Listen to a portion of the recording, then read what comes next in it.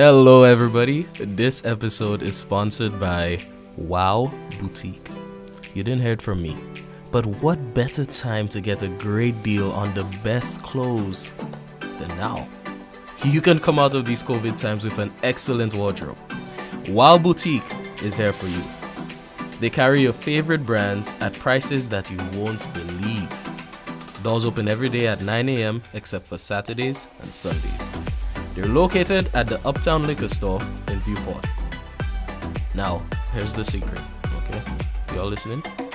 You can get 25 to 40% off everything for the season, all right?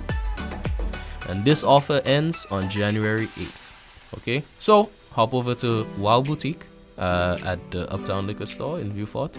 And when you get there, tell them we sent you. For more information, you can call 715-0793.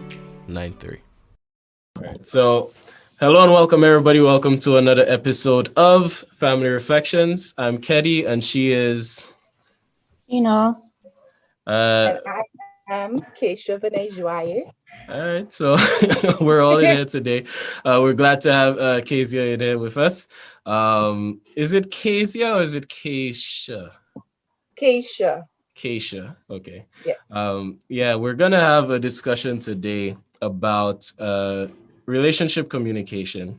I think, and I've heard that relationships the most important thing in life, period. That's how I see it. I don't think Period. there's very many things that are more important than the relationships that we have, not only with our friends, but with our families, with our spouses. Would you guys agree with that? I definitely agree with that because if at the end of the day you don't have a relationship, what's your purpose? What are you doing? What you doing for? It's so Right, important to have relationship with friends, with family. That's just the basics of life. right, Yeah, so I agree. right. What about you, Kina? Yeah, definitely. Human connection is the premise of our being, the premise of human life. So Right, it is important. right. So with that being established, I think it's a little interesting how we don't have any sort of formal education on communication with people, really dealing with relationship communication in a proper way. Um, I think that would go a long way. Why do you guys think we don't really teach that skill in schools, or there was no maybe you guys have some sort of formal education on communication, but I don't. What do you guys think about that? Okay, I think I will go first. For me, most of the times we hear that communication is vital, but why is it vital? They haven't really taught us that at school. They just expect us to know that we need to communicate and whatnot, but why? What is the main reason why we need to communicate in relationships with our friends, our spouses, our children? Why is that important? And that is something I find that schools have lacked in teaching these proper skills so that we as a society can grow and build on healthy communication for healthier relationships. Yes. Yeah, absolutely. Yeah, I mean, it's something that needs to be formalized, but we are taught informally communication through our many interactions within the education system, through the many courses that we undertake within the system. There is interaction, and with interaction, you have dynamics coming into play. You learn how to resolve conflicts and different things. So it is there. It's just that it's not, like I said, it's not a formalized thing. And I think that maybe it should be, even within the HFLE subject, that could be incorporated within it. What would we expect to see if it was incorporated, though? Because I find there's some things that can be taught in theory. There's a lot of things that we learn theoretically, but when it's time to actually apply it, it's a little different, right? Yes, I think we will have a lot of more healthy relationships in society if we definitely taught communication, the barriers, and sometimes just understanding that, persons are not psychics. So you have to be able to communicate to people effectively so that we can gain the result that we want. We can gain the we can it can just improve on our happiness on the whole. Yeah, when we are able to communicate these things. All right. Absolutely. But practicing effective communication is one thing, and you would definitely see a change in how society functions and how we as human beings interact with each other. So that is where communication is imperative to building society and building healthy relationships.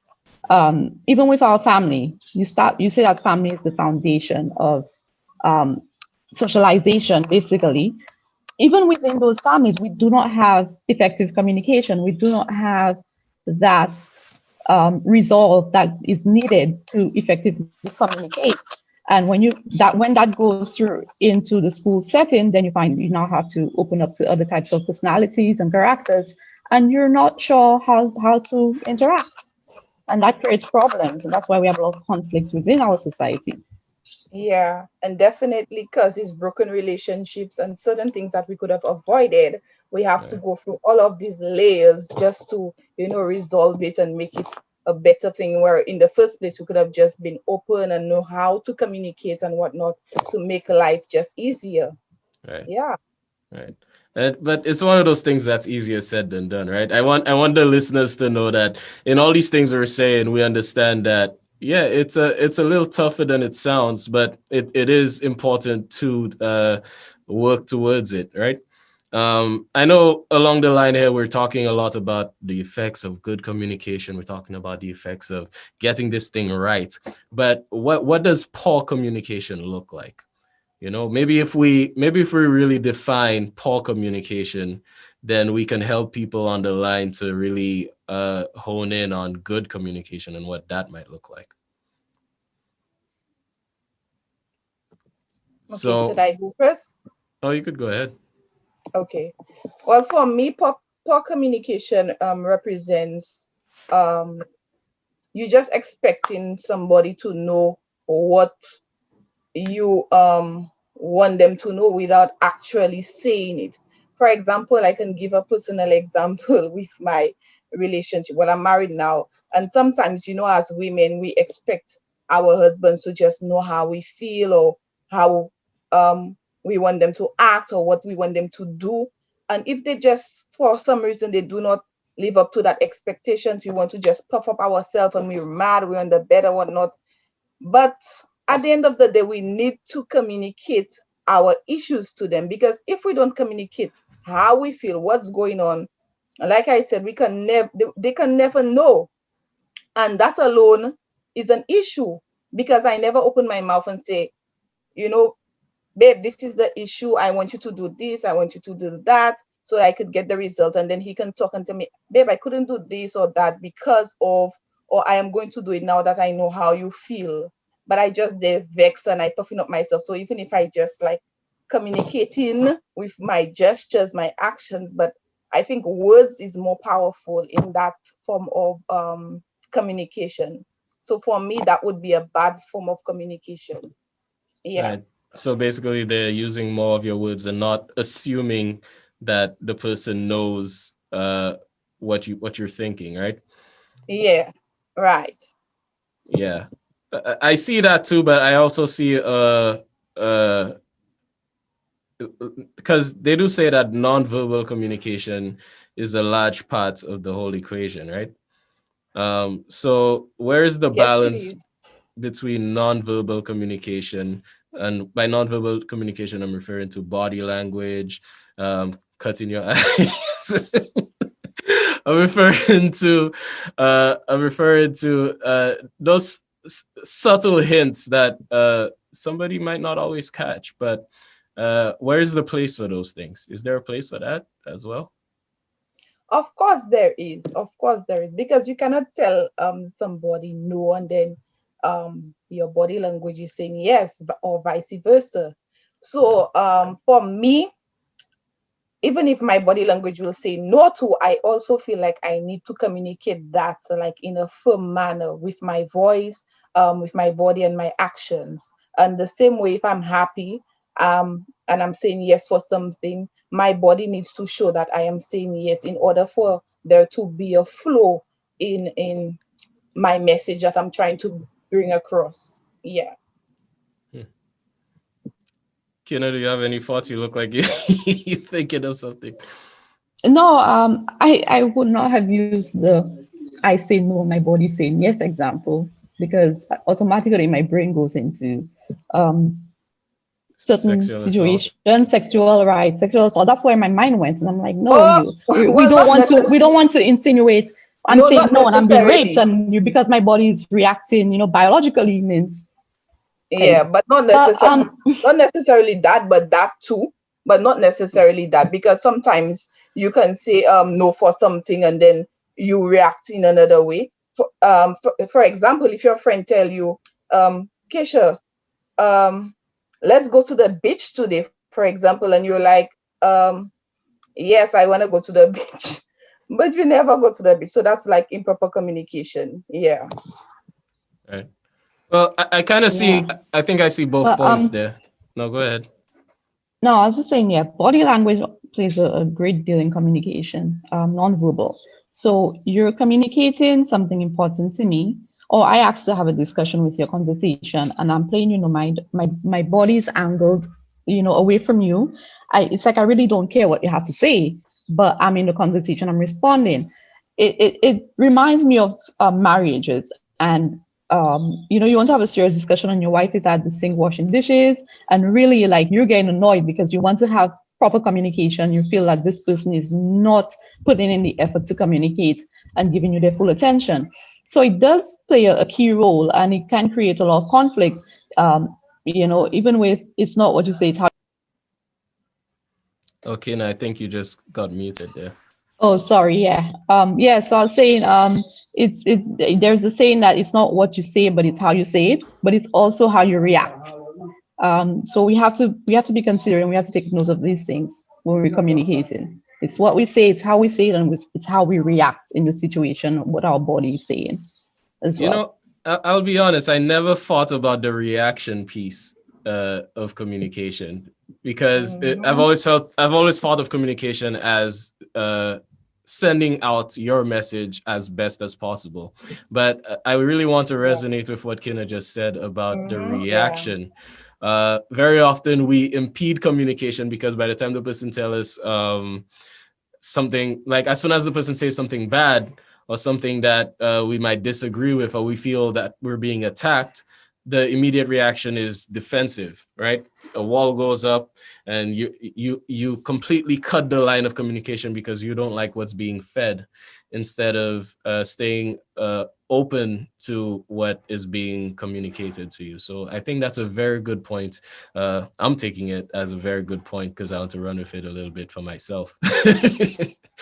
But in addition to that, Kelly, it also has to do with you're speaking, I'm saying, but you see, communication, it's like we don't listen.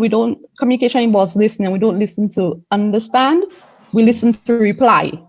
So you're saying that before you even finish what you're saying, it's whatever that comes out. The person is already on the defensive. They're already putting up the barrier. They're already getting in attack mode. So yeah, it's not listening. In communication, you have to listen to understand as opposed to listen to replying. Yeah, absolutely.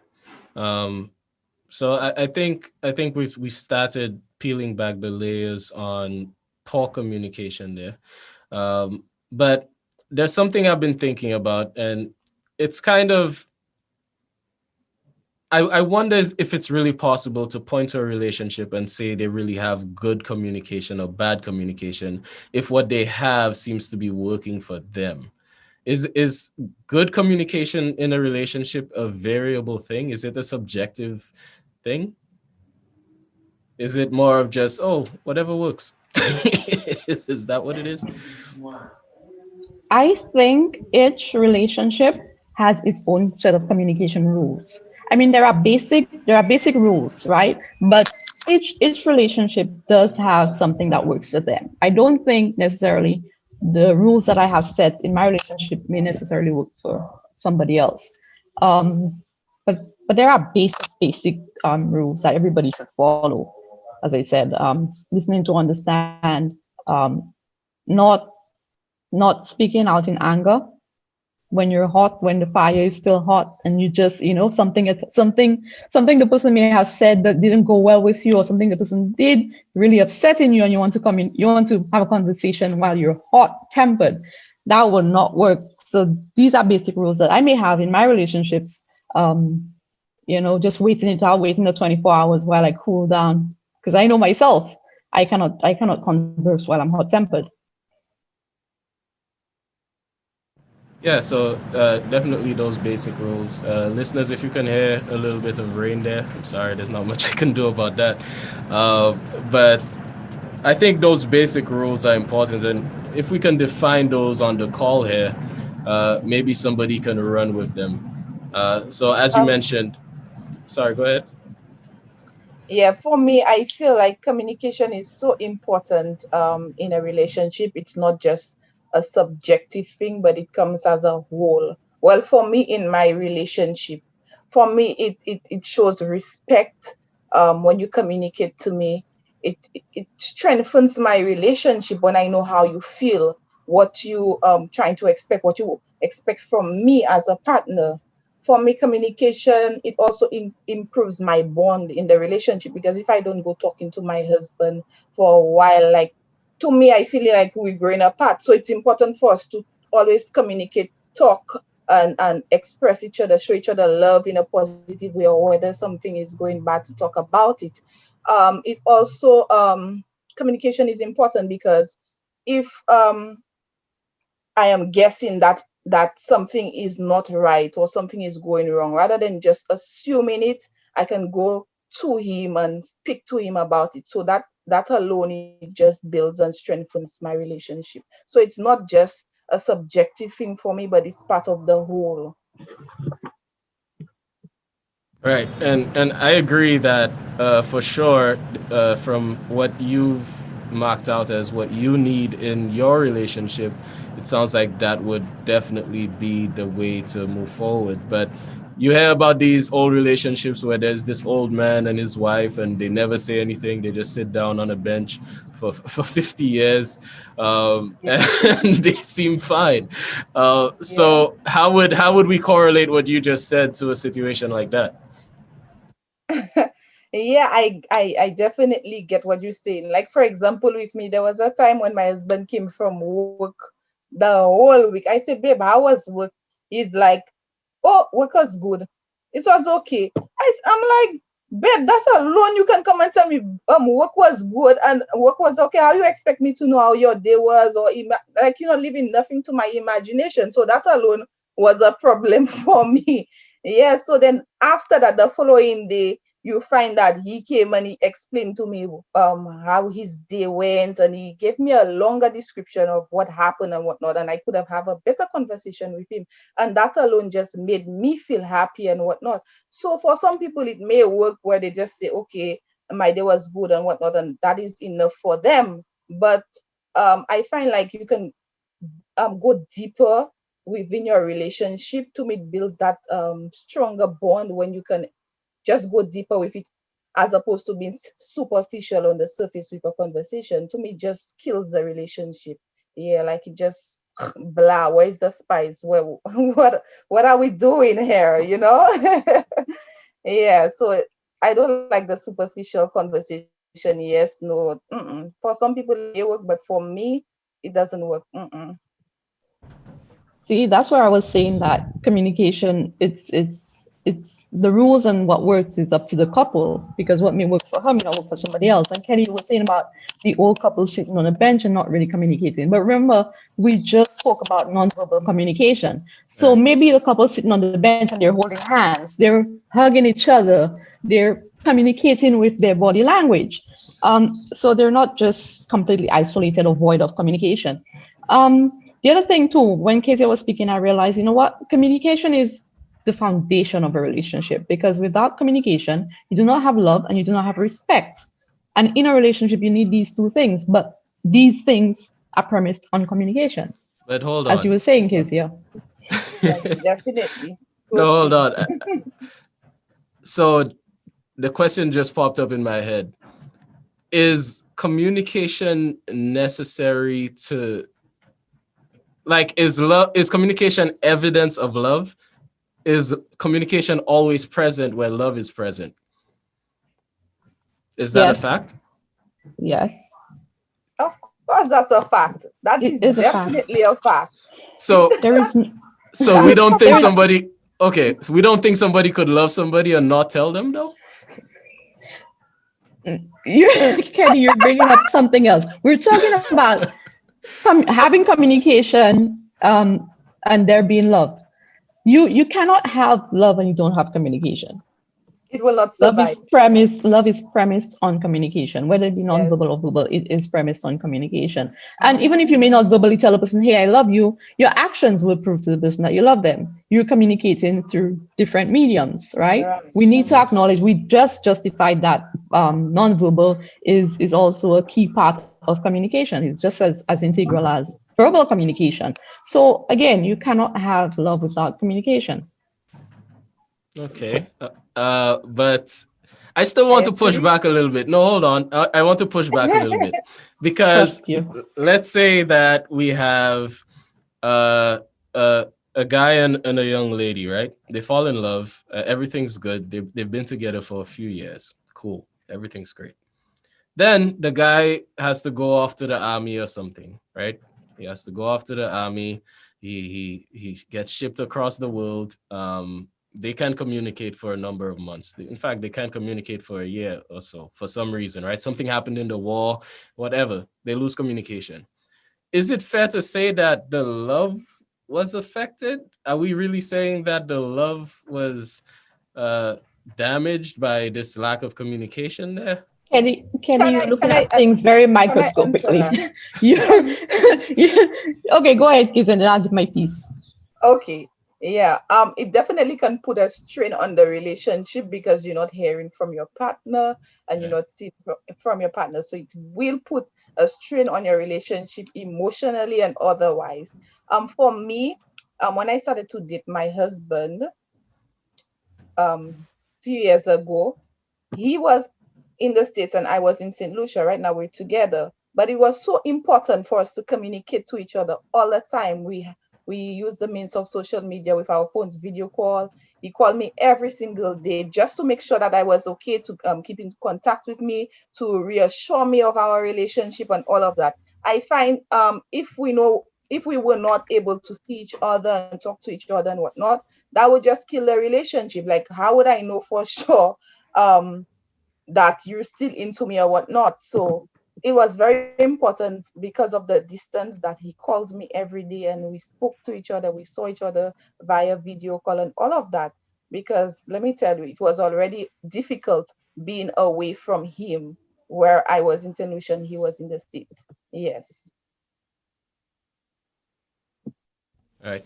Okay. Well, I think I was kind of looking at it from another viewpoint there, but I agree that if communication is possible, I think love is always accompanied by communication, right? I think that's more of what I'm saying, more along those lines. So in our case, where we have stuff like WhatsApp, we have stuff like Facebook, we have Instagram, we have all these social media tools that we can use to stay in touch from across distance, right? It would be very strange if your now husband, when you guys were courting, never reached out or never messaged you and still said Right. that he cared for you, Right. right? Right. Kina, were you about to say something there? No, you gave all the social media now saying I still take letters, by the way, people. I love letters. I love Oh, our own form of communication.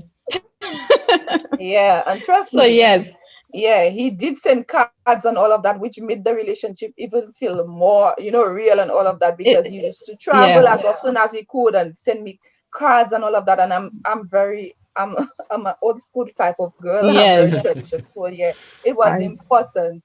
And if I was not able to communicate, I feel like that would just strain my relationship after already not seeing you physically, I not hearing Right. from you and all of that. Trust Right. me.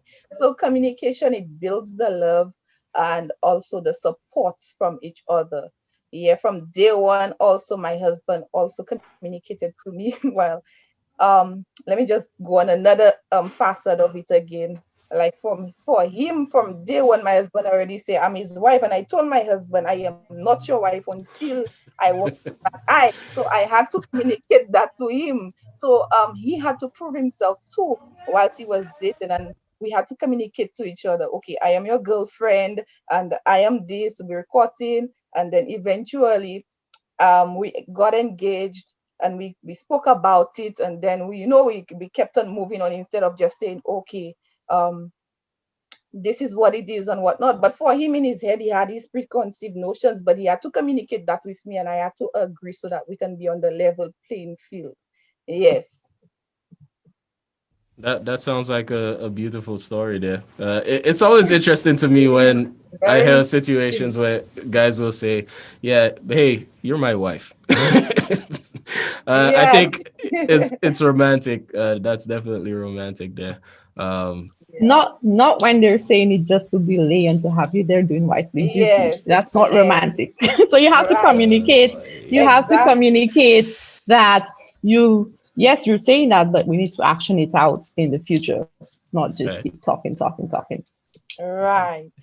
Fellas, I can't say nothing for y'all if y'all doing that,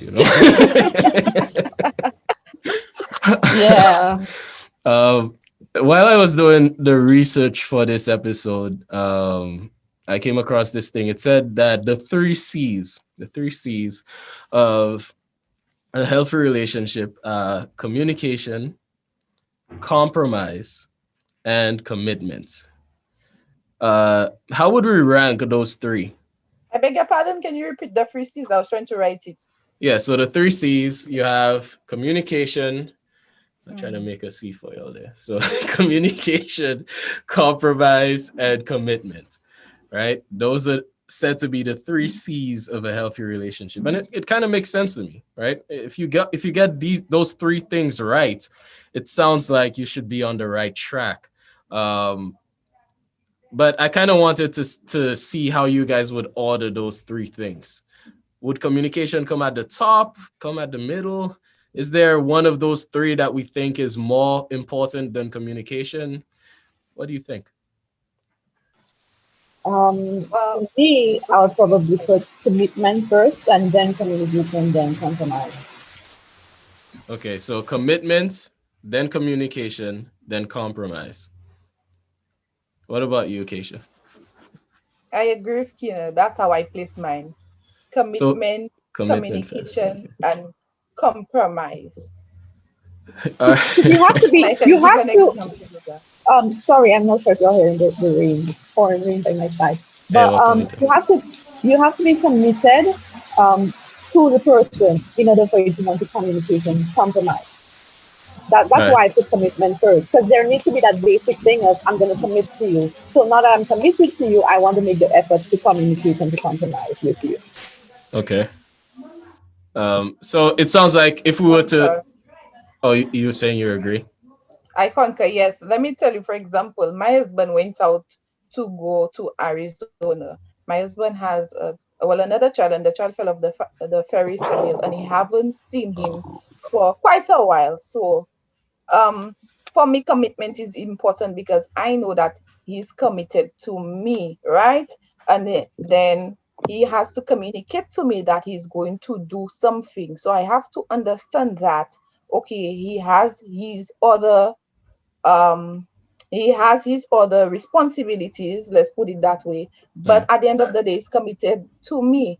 I have to also understand that um my husband is not fully my world, and I am not his world, but we are part of each other worlds, and there are other things that he has to do. So for me, it is important that he's committed to me, but also communicate that in an effective way so that I understand what you have to do. Yeah, and I will compromise with you and say, okay, babe, this is the case. You have your child, whatever, you have to go and see him. Um, yeah, I need to understand that because I was not there for his full entire life. There are other parts of his life. So I have to be able to compromise and allow him to do certain things that he has to do as a man. So that's where it comes into play for me. Commitment, communication, and compromise. Because if my husband, for example, telling me that he's committed to me and he just left without communicating to me, and I'm like, that's a World War III bringing there, because you just left, you never communicated to me what you want to do, what not, and then you coming back today because it's coming back in a while, and then you just expect me to smile for you. Hey, no, sir. So the fact that he communicated that, yeah, I had to compromise with him and all of that. Yeah. Oh yeah, It's absolutely. funny how women like to bring up World War III. That's the go-to weapon. But I was thinking, I'm like, you know what? Somebody could communicate they love you, or communicate that they admire you, they respect you, um, and they don't commit to it. And that's why, again, Kadia, put commitment first, because you could communicate a whole bunch of things, because communication is basically you say something and I interpret that message correctly. And you could say a lot of things, and you're just not committed to the person. And that is why we have a lot of things happening in society, with people dating and various relationships just going up the bend, because people are not committed, but they're simply communicating things and not committing to any of it. Can I just Absolutely. add another bridge to that as well? Yeah, go ahead. Um, since Kina mentioned the fact about with dating and so many things go on in society, people need to understand that there are different levels in relationships. So some people, like especially with the St. Lucian culture, um, the most times the girls think that as soon as they dating, like they're in a relationship, they just want to date this one person, and they never really communicate that with each other, that you're my boyfriend and I'm your girlfriend. I have gone through it, so I'm just speaking from my experience.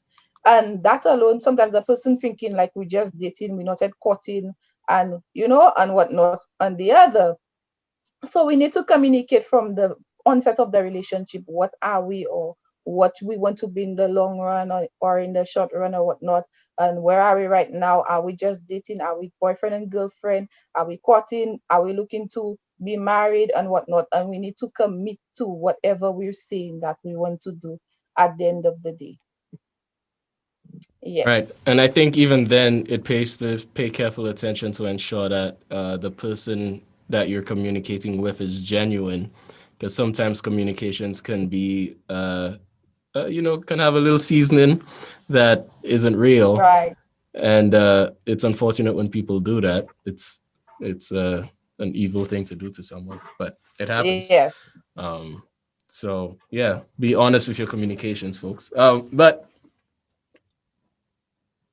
another thing I find interesting about these 3 C's, listeners, if you're just joining us, we're talking about the 3 C's of a healthy relationship: communication, compromise, and commitment, under this umbrella of relationship communication. But it seems like every single one of these is connected to the other, right?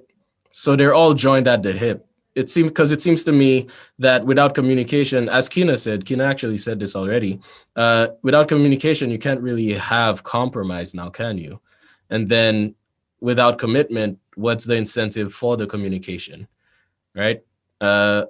Without compromise, it means that your communication probably is bad. It doesn't work very well. And then all of this is on top of the back of commitment, So it really sounds like all of those C's are kind of the same C wearing a different hat, So I find that interesting.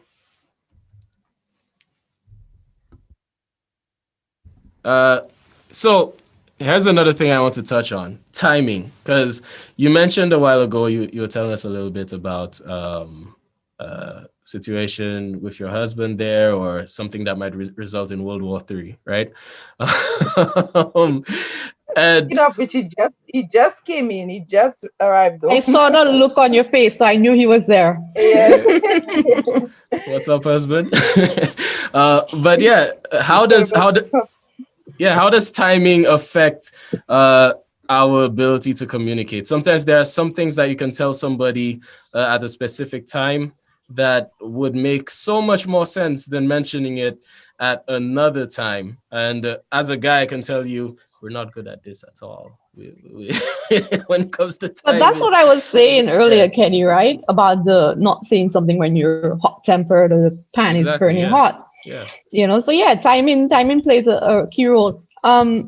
So I have this thing because I am a bit impatient at times. That is a sore point for me. So I learned that if I have an issue with somebody, I would you would probably see it through my communication, or if I think Kelly, you notice that at times too. Like if I'm like my head is not there and you're communicating with me, I'll be like K, because I'm like I need to zone out and focus on what I really want to say before I say something I don't really want to communicate at that time, and it messes up everything. So I think timing, you need to allow yourself that space and that time to just cool off Right. and gather your thoughts and then come back and communicate what exactly you want to say. Because a lot of things can be said that can be very detrimental to any relationship, whether it be intimate or non-intimate. Because even your friendships, they're valuable. So you may communicate something while your head is hot and you're raging and you're just fuming. And then it just burns out a relationship, and that's not what you want to happen. So, but then in also taking the time to cool off, you need to communicate that, because you talking to me and I'm getting hot tempered and I just walk away from you, that too will create a bigger problem. But I need to Yeah. communicate to the person that, hey, you know what? I really need to take this space right now because I want to talk to you, but I don't want to come off in a defensive way. I don't want to attack you. I don't want to insult you and all of those things. So I really need to get away from the situation, gather my thoughts, and then we could discuss this again. The person needs to agree to that because, again, you do not want to just leave it hanging and the person is getting even angrier than you are. And then things just get to a sore point and it becomes irreparable. Right. No, absolutely. And I can actually come out and give an example in my own life of that. It's not it wasn't really a situation where I was upset. It was more so a difficult point in the relationship. We were having a really bad time. And I needed some time to think. I wanted to just kind of hash things out. And I didn't say anything. I didn't say that I was doing this. I Yeah, kind of that just happened to me as well. yeah, I went and just took the time that I needed. Yeah, And Uh, yeah, we ended up making a mess there, right? So yeah, that that happened to me. I can testify to that. Like I was just going through a breakup with my best friend, and for me, she did something, and I just was furious. So I just went off WhatsApp. I went off everything, and I didn't communicate to her that I needed time to, think and cool off and whatnot. And when I came back, I thought about it. I gave myself 2 weeks to think about what I'm going to do, as opposed to even give her a chance to communicate until I need time to cool off and whatnot. And right, this is what, and I just, I wrote this letter. So for me, that was a bad form of communication right, because it didn't result in anything positive at the end of the you're, day. at that point, you're being selfish. The person sees you as being selfish. And no matter Yeah. what the person may have done to you, they do deserve that level of respect to know, hey, it's for me and it's for you that I take the time to just cool off. right, right, We're Yes. going to discuss it, but I need to cool off. Because another Yeah. thing, you cannot sweep things under the rug. You cannot just avoid the situation. You cannot decide like Eddie did, just unum and take time on your, your own without saying anything, right? You're like, I'm Yes. man, right? yeah, And just go and do your own thing. And the person probably one day, okay, we broke up, and then somebody goes and do something even worse, and you right, come back and you're Yes. like, oh, but I didn't give you space to go and do that. right, Oh, I didn't mean we broke up. They don't know, right? You just yeah, stop communicating for 2 weeks. What do you, the person just there waiting for you to come down? right, right, No, it doesn't Yeah. work that way. So yeah. that time it could make things even worse, as I said. So you need Yeah. to communicate that. And you really have to consider what's happening in your absence, right? Because sometimes silence can speak so much louder than words. Where Yeah. you have somebody who is pining and thinking like, oh man, this person's just gone. I lost this person. It's over. And what happens is what you've now started is you've started the healing process in this person, because now this person is actually processing losing you already. So you're already gone. Yeah. And now this person has had to sit down and really just deliberate, like, okay, what is my life now without this person in it? You Yeah. know? And I did yeah. say I was going off. Yeah, I did say it was going off, but I felt like based on what Kina said, I felt like I needed to give a further explanation as to why I'm taking the social media hiatus and let her know. Because even when I was going off after the day after what she did, and I'm like, she's like, okay, I will miss you. And that even get me more vexed because you should know. Yes. So yeah, communication was bad at that point, definitely. Whereas I will miss you on her end was a form of endearment. It's like, yo, I'm gonna really miss you. But on your end, it's kind of like, oh, good riddance. you know. So that's tough. Yes, Um, yes, yes, but it's yes. real. And even Communication after is a we, weird thing. yeah, And and and even and after, we continue to learn in communication. Right. I don't think we exactly, ever get to effectively communicate because we meet different personalities, and that right, plays a role in the way you communicate. You have to always keep changing the way you communicate to suit certain personalities. yep, So it becomes an even harder thing to do and rather action. right. I was reading this book and it was called Audacity to be Queen, and there are different types of person and even their communication types and even their responses and actions towards things. So it was telling you the queenly behavior is one that would act and respond in let me see, they are both masculine and feminine feelings, and they're more of a level type of communicator.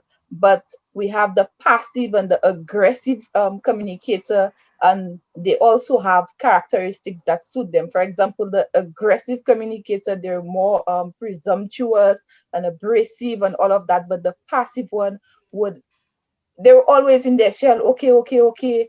And that just like made me realize that sometimes I could be um passive in terms of just allowing things to happen to me and just always saying okay, but it's important to say no sometimes. It's important to say yes sometimes so that we can be that queenly person that we well, as a woman, that we're supposed to be. Yeah. So I find that a little curious there, because it sounds like you mentioned that there are masculine and feminine feelings. Is that a real thing? Yeah, Is that what you meant to say? Okay, so what I'm just curious, what are some feminine and what are some masculine feelings there? I wish I could get the book. Let me see if I can grab it. Yeah, so this is the book. Well, I was Okay. basically listening to the audio of it, but um, I also got the actual book. I had already buy it, but I also purchased the audio as well. Yeah, so basically, I guess she was explaining in the book because it was from Gina DV. She's the one who wrote the book, and she was explaining that sometimes in society we expect the women to always be submissive and soft and whatnot, and we expect the man to be like the masculine type, but we have both masculine and feminine in us, just that we have more feminine. And the man, for example, they do have both masculine and feminine in them, but they're expected to show more masculine. And I just got the page right here, and she was explaining that there are compliance attitude types, defiance attitude types, and alliance attitude types. And for example, she was saying that when you're compliant, you're always shameful. When you're defiant, you're self obsessed. And when you're alliant, you're assured. And all of that can tell you how you're going to communicate at the end of the day when you have these types of attitude types. When you're compliant, you can be easily embarrassed. When you're defiant, you're harsh. And when you're aligned, you're confident. And at the end of the day, that can tell you, I'm gonna respond or react or communicate a certain way. I can go. You want me to go on with the examples of it? Well, Yeah, but I that's just what she was trying to say. Yeah, you answered my question there because I was hearing you saying that some feelings in and of themselves, which I guess is kind of what you were saying, in and of themselves are masculine and feminine, which is a new idea to me. But you're just saying that in any given person, we can have both of those feelings. Yeah, It's just that we're associating them in the book with masculinity and femininity. So right. yeah, that's an interesting concept. Yeah. Hmm. Um, I find it a little funny. So Yeah. a lot of What the about? time, because we are speaking about masculinity and femininity, right? I find it a little funny some of the stereotypes that we have, and of course, a lot of the times the stereotypes are based on some level of fact. Um, Surrounding how men think and how women think and how the bridge can be crossed between the two genders when it comes to communication. Um, I know I'm the only guy on the line, so I have this theory, right? Uh, I'm not going to hop on it too much because it's just a theory, but I think there there the two genders have different cultures. Okay, I think and if we're in St. Lucia, I think I can say there is a male culture in St. Lucia and a female culture. And the way that those two genders communicate, and also just around the world, period, just between men and women talking to women, I think there are some norms and like really cultural norms in the communication within those genders. I don't know if you guys are following me or if I'm making sense. Is anybody following that? Yeah, I think I get what Trying, you're yeah, trying to I'm say. getting there. For example, like I could just come back to my marriage, because in my relationship, certain things a woman is expected to be submissive, for, and a man is expected to be the macho type of person, and a woman is expected to be the more docile, submissive one, right? Because we living in a more patriarchy society. So I definitely get what you're trying to say. Yeah. Well, on mine, what I was trying to say isn't so much about the submissive part, but it's more so, uh, let's say you and Kina are talking, right? There are some things and some ways that you might speak that I think are just better understood coming from a woman to another woman as opposed to a woman to a guy. Does that make sense? Of course, of course. Yeah, Well, it depends on the topic as yeah. well. Yeah, Yeah, I can see that. yeah. So then the question becomes, what are effective ways, if someone is in a relationship, to change the way in which they communicate? Because the minute you start talking to somebody, you guys start vibing back and forth, you get to know each other, there's already a pattern being formed in this budding relationship. And you start to grow this culture within your relationship. So how do you now correct the way that you communicate once it's already established?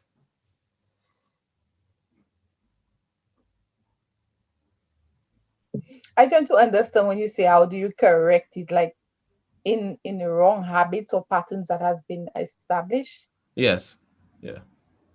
Well, for me, I cannot emphasize how important it is to voice how you feel, what you expect, and if something is going wrong, let the person know. To me, the highest form of communication is my mouth, and just talking about it and communicating what I want to see in the future, what I expect, what how I feel, and all of that. So, verbal communication is very important to me as a person. Yes. Right. So, with that being as important as it is to you, let's imagine that your husband didn't do that, period. How do you then have him slowly adjust to that? Or how do you correspondingly adjust when there's already a fixed pattern in place? Is it that even possible? Mm, already. But for me, I would let him know. I'm like, babe, I'm sorry. I like to hear certain things. I don't like to assume. So let's just, even if you don't become, outspoken or whatnot overnight, but try as best as possible to let me know how you feel, what is happening, what is going on. Write it on a letter for me if you don't want to say it out loud, but let me know, because that is very important to me. So I have to echo how important it is to me, and also, let him know so that eventually he can try little by little to improve on that aspect that he is faltering in. All right. Right. Ken, I think you were trying to hop in there. Yeah, this goes back directly to what you were saying about commitment, communication, and compromise. It is directly related to that, because without that level of commitment, you'll not make the effort to compromise in that communication style that you want, that your partner desires. And with me personally, I do not entertain any habits I do not wish to continue, and that is my motto.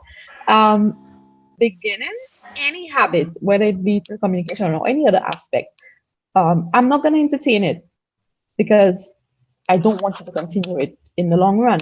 So it's either we cut it short from then, if you're not going to make the changes, then yeah, you're not going to be around. Trust me. It's a bit start of me, but that's how I leave. And it's been going well so far. Another I thing, agree. with me, I tend to be assertive in communication. And as we know, there are various communication styles. Most people can be passive, most people can be aggressive or passive aggressive. And well, again, assertive is what to be the best sort of effective communication. So if you want to reach to that assertive level, you have to be modeling that behavior, and pretty soon the other person will pick up on it, and they will begin to slowly make that improvement to be assertive as well. Because being assertive, you know how to express your ideas, your feelings, and everything, as well as being considerate to the other person's needs. And that's what we should all aspire to be assertive in our communication. And that comes with compromise. And Definitely. I hope I'm following correctly here. When you say being assertive in your communication, you mean having a level of transparency, being able to express yourself as needed, right? Am I under? Assertive communication style is premised on being able to express your needs, your feelings, your desires, as well as being considerate of other person's needs and desires. Okay. All right. Right. It's not one-sided, and that is what we should try to be. And I feel like I agree with Kina on that point, because you also need to embody what you want your partner to be as well. So you cannot just say something and then you're not acting, you're not, trying to be that person. So it's important to embody what you want in your relationship so that your partner in return can mimic that and, build on that relationship. Yeah. And a key thing of being assertive as well is something that we should all be practicing in communication, using I statements. We tend to have an issue with somebody or something come up, and we always be like, you do this, you do that, you this, you that. That's not how you communicate. You have to begin with the I perspective and say how that made you feel, as opposed to being on the defensive and attacking the person. So I felt so and so when this was done. The person is better able to understand that perspective, as opposed to you just saying you. And the moment you say that, they now put up this barrier, because you're ready to attack them, and they feel like they need to put their walls up. It's so hard to do that, let me tell you, but you are so I right. know, I know. Yeah, I was actually about to say the very same. A lot of these things, It's all good in theory. yeah, it's all good in theory and it sounds so simple, But folks, I'm gonna tell you, wherever you are, whichever relationship you're thinking about as you're watching this, it's worth the work. Okay, it's worth the work It is. It to is. try our best And to, yeah. just start using it with your friends and your family members. And then when you have a partner or there's somebody you're interested in, it becomes a bit easier. And also being able to recognize their communication style from the get-go is a key thing. It will help you deal with it right there and then. Then ignoring it, and then it becomes a problem later on. So practice those styles, and then be ready to identify it so that you could understand that person. Right, absolutely. For me, if someone were to come up to me and ask me for advice, which hopefully nobody does because I don't know much. But if somebody came up to me asking for advice, the one thing that I would suggest for communication and would be to listen, and to listen without reacting too soon. Um, Again, much easier said than done, but it's something that I think I'd like to say I'm currently working on. It's a work in progress, and yeah, that's my recommendation. But what about the two of you? What would you say to someone if you had only one thing that you could tell them about communication, and so one thing that would help them, that you think, in their relationships? Listen to understand, not to reply. That is it for me. Yeah. Right. What about you, Keisha? Mine would be to be honest, in the forefront, be very honest, and be willing to go through the storms of whatever thing that we feel is uncomfortable to speak about sometimes, because there are certain topics that are uncomfortable to speak about. So we need to communicate that, be honest, talk about it from the get-go, because you will save yourself a lot of drama in the long run, as opposed to just not talking about it and assuming that this is what it should be or this is what you want it to be. Because for me, sometimes it's better to go through the storm and then get the actual result of what it's supposed to be or what I want to hear, or maybe not want to hear, but I know that is the truth. So I communicate that. But if you don't communicate it and you just assume that this is what it is, it's just going to create a big issue in the long run and a big mess in the long run. So honesty is very important to me, in communication, and also just um, being being able to go through the storms of the uncomfortable topics that we might not want to talk about. Yeah. And I think that's key there. I think it's key to not run away from the hard stuff, because oftentimes the hard stuff is what will save your relationship, All if right. you just tackle those things head on. All Um, right. do any of you guys have anything else before we head out?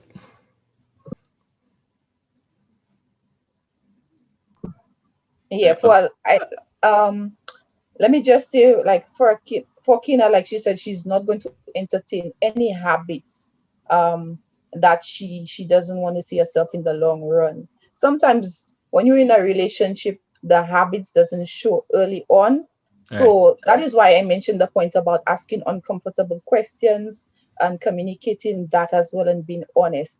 Because when I started dating my husband, well, my husband is older than I am. So for me, it was very important to communicate and ask him certain questions. Maybe he would not find that, there was a need to ask these questions very early in the relationship. But for me, it was super important to ask him these questions and for him to communicate the right and honest responses. So I tell him, be honest with me, first and foremost. If I want to stay in the relationship in the longer run, that is up to me. So you have to lay everything down on the table on the very first day, because he was just asking me out, and I'm like, I was no. So he kept on pursuing me, got my number through one of my students because I was teaching at the time, my students' parents, sorry. Yes, and then I said yes, and then from day one, we had a long drive from Labrie, because he came from the Buns Quarter and I was from Labrie. I had a long drive, so we had enough time to speak from Labrie to Soufre,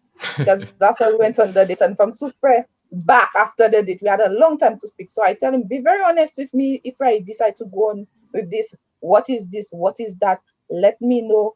I just want to have a feel of you and who you are. So let me know. And he was very honest, and I respected that, because that showed me that he respected me. Um, and that alone created a bond in our relationship. So for me, honesty was key. Communicating the truth was key, and also just being transparent in everything. That was key for me. So from the get-go, I had to establish that within my relationship so that I could build on it in the long run. Yes. Right. Absolutely. I like to think of it as you coming out of the honeymoon phase of communication. You know, when you meet your friends or you meet somebody you're interested in, and even with family members, we go through our honeymoon phase of communication where it's like everything is just like, okay, yes, how you doing? You know, the basic, simple, easygoing conversations. We don't get down to the effective communication where something gets tough and we need to communicate, and that's where it's a make or break. So yeah, like Casey was saying, you need to be able to have those rough, difficult, tough discussions. Right. Right. Absolutely. And come out of them not only looking for the other person to make changes or adjustments, but also being willing to and humble enough to look at yourself analytically and say, Yeah. okay, how can I grow? How can I become a better version of me out of this conversation? Right. Right. So, Mhm. folks, this has been a great conversation. I think very informative, not just for the listeners, but for me. I enjoyed talking to you guys. Kina, do you have anything else for the listeners before we head out? No, no, no. All right. So, folks, we'll be back in here again on January 4th. Thanks for joining us, Keisha. It was nice meeting you. Nice talking to you Thank today. you. Teddy, thank you for having me. I really enjoyed this topic. It really opened my mind as to different perspective of it. So thank you very much for having me here today. Thanks. Absolutely. No Thank problem. you. You're welcome. Folks, bye for now. See you on the 4th. Happy New Year, by the way. We'll see you then.